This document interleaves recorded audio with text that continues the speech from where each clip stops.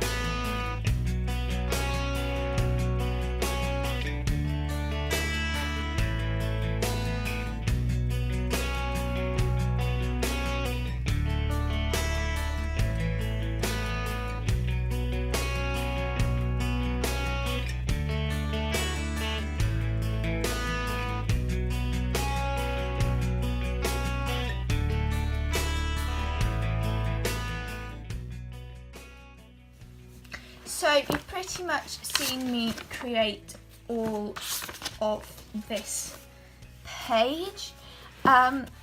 It's a work in progress, obviously, because there'll be more people that I find that I need to buy a present for, things like Secret Santa and that.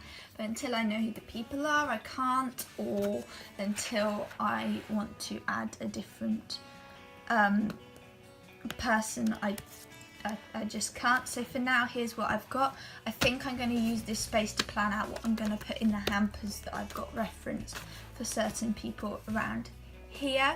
So these are my Christmas presents, these are my leftover birthday presents, basically.